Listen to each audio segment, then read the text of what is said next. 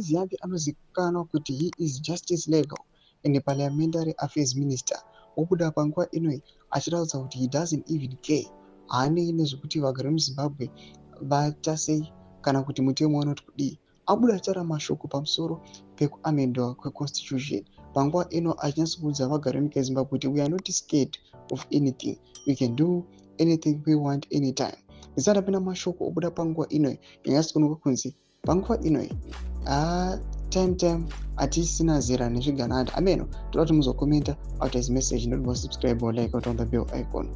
The Harare Times rinodanyira chiti Justice Legal and Parliamentary Affairs Minister Ziyambi has declared that the Zimbabwean constitution is not scared and will be amended to accommodate President Emmerson Mnangagwa to rule beyond 2028.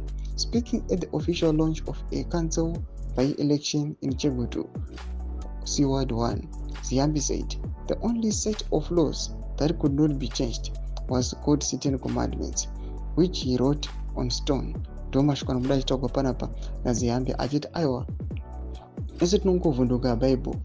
Mitemo yakanyorwa muThe Bible anova ma10 Commandments ndiyo yatisingachinji ende hatitorina kodzero yekutoichinja nepawo racho hatitorina. But panguva inoyi ari kuti a paper yatina kuti we are the ones who discussed upon it, we are the ones who framed those laws. Anytime we can amend, we can do whatsoever we want with the constitution. Ndomashukana kutogwa panapa awana Justice Legal and Parliamentary Affairs Minister vaZiyambi vanyatsobuda pachena kuti vane zviri kuitika, pane zviri underway, pane maprocesses ari mupipeline ekuita kuti constitution ayo ikwanise kuamendewa. Tiudze mafunguro enyu munoti kudii pamusoro pechitiko ichi. Awa pinda comment section medu mutidze mafunguro enyu.